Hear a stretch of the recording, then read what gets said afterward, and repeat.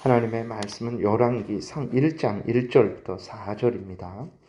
다윗 왕이 나이가 많아 늙으니 이불을 덮어도 따뜻하지 아니한지라 그의 시종들이 왕께 아뢰되 우리 주 왕을 위하여 젊은 처녀 하나를 구하여 그로 왕을 받들어 모시게 하고 왕의 품에 두어 우리 주 왕으로 따뜻하시게 하리이다 하고 이스라엘 사방 영토 내에 아리따운 처녀를 구하던 중 수넴 여자 아비삭을 얻어 왕께 데려왔으니 이 처녀는 심히 아름다워 그가 왕을 받들어 시중들었으나 왕이 잠자리는 같이 하지 아니하였더라. 아멘. 기도드리겠습니다. 살아계신 하나님 아버지 감사합니다. 하나님의 말씀을 전하고 듣습니다. 성령께서 역사하셔서 우리를 향한 하나님의 뜻을 잘 깨달아 알게 도우시고 하나님이 알려주시는 대로 믿고 따르는 복된 신앙생활하게 도우소서. 감사드리고 예수 그리스도의 이름으로 기도드렸습니다. 아멘. 오늘은 이제 열왕기상 개론에 대해서 간략하게 살펴보는 시간을 갖겠습니다.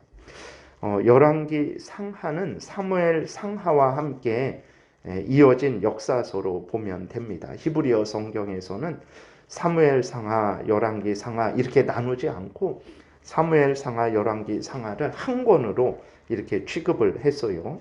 근데 히브리 성경을 헬라어로 번역한 70인경에서는 이제 열왕기 상하, 또 사무엘 상하 이렇게 나눈 게 아니라 왕국서 해놓고 1, 2, 3, 4라고 이렇게 분류를 했습니다. 그러니까 왕국 사무엘 상은 왕국서 1, 사무엘 하는 왕국서 2, 열왕기 상은 왕국서 3, 열왕기 하는 왕국서 4 이렇게 취급을 한 거예요. 근데 1516년에 영어 성경에서부터 사무엘서 또 열왕기서로 이렇게 구분을 했습니다. 그래서 우리나라는 이제 영어 성경에서 분류한 대로 사무엘 상하, 열왕기 상하 이렇게 구분을 따르고 있어요. 근데 여러분들이 이해를 하실 때 사무엘 상하, 열왕기 상하를 한 권으로 전체적으로 이렇게 보시면 되겠습니다.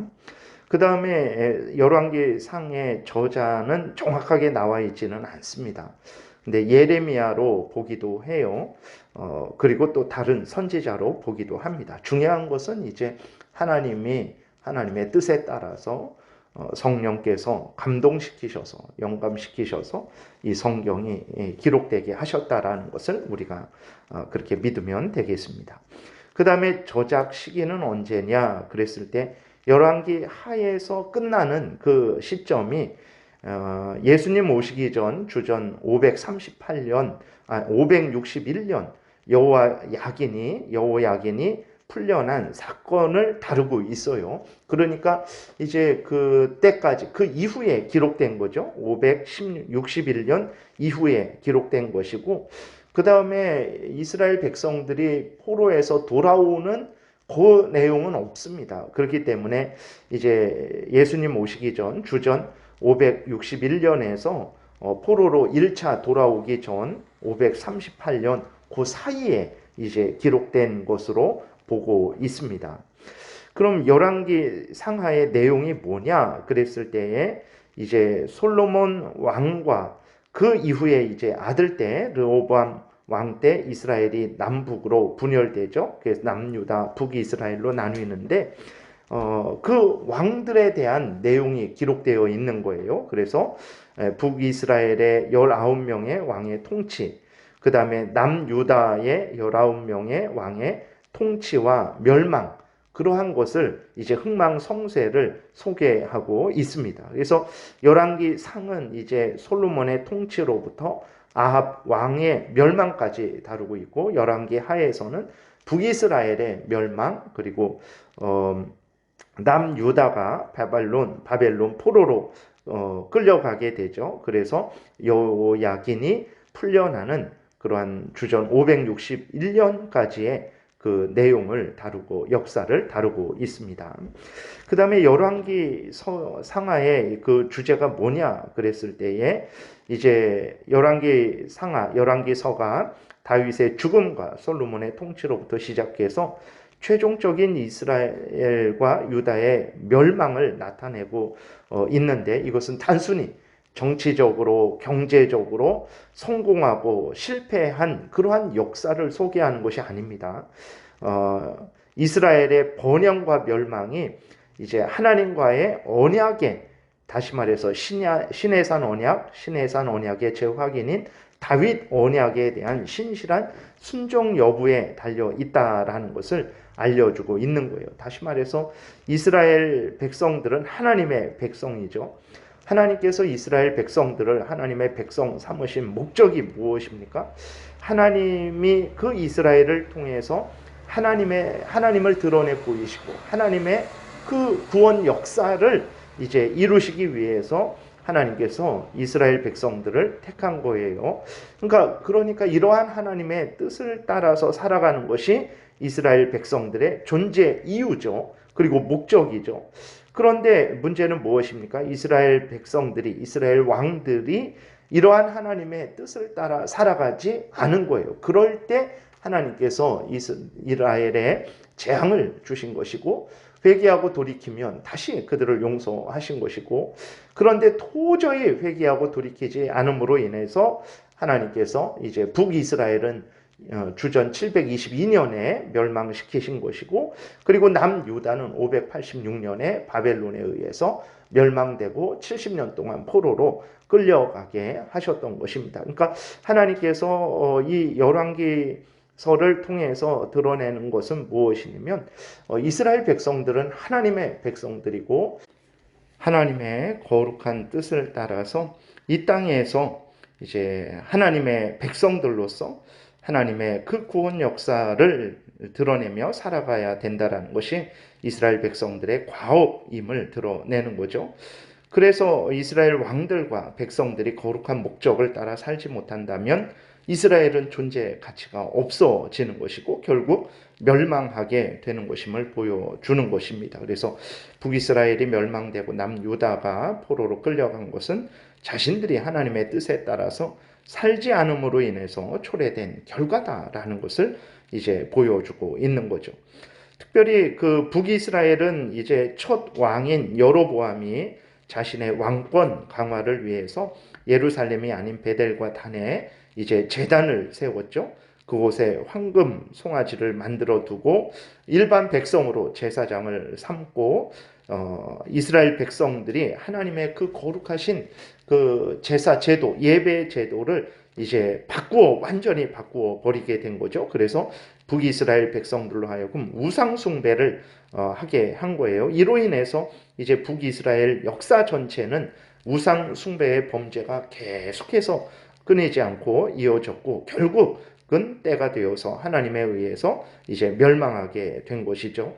그런데 남유다 왕들도 사실 북이스라엘과 별반 다를 바 없이 범죄를 많이 했습니다.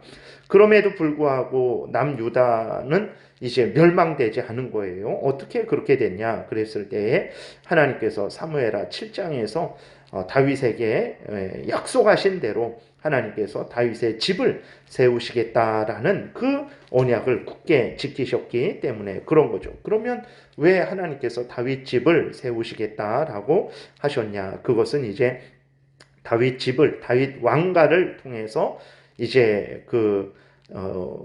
하나님이 보내실 구원자 예수 그리스도가 오실 길을 준비하시기 위해서 그런 것입니다. 그래서 남유다가 완전히 멸망하지 않고 계속해서 그 명맥을 잇게 된 것은 그들의 힘과 지혜 때문이 아닙니다. 그들의 공로 때문이 아니고 하나님께서 그 다윗 후손으로서 예수 그리스도가 오게 하시는 그 계획을 성취하시기 위해서 하나님께서 남유다는 멸망시키지 않으시고 그 명맥을 유지하게 하신 것이라는 것을 우리가 기억해야 되겠습니다. 그러면서 이제 이렇게 북이스라엘과 남유다의 죄 때문에 북이스라엘이 멸망하고 남유다가 바벨론에 의해서 멸망되었다가 포로로 끌려가고 다시 돌아오게 된 것은 그 이스라엘의 죄 때문이지만, 그러나 죄를 회개하고 하나님의 뜻을 따르게 되면 다시 하나님께서 이스라엘을 회복시키실 것이다 라는 그 소망을 포로된 자들에게 이제 다시 한번 알려주기 위한 목적이 있는 것이죠. 이것은 오늘 우리도 마찬가지입니다. 하나님께서 우리를 창조하시고 구원하신 목적은 우리로 하나님의 영광을 드러내고 하나님의 뜻을 이루게 하시기 위해서죠. 우리들이 하나님의 영광을 드러내지 않는 것은 하나님의 창조의 목적을 거역하는 것이고 구원의 목적을 거역하는 것이라는 것을 우리가 분명히 생각해야 되겠습니다. 그래서 우리가 하나님의 뜻대로 창조하신 목적대로 구원해 주신 목적대로 하나님의 영광을 드러내지 않는다. 하나님의 그 나라를 확장하지 않는다.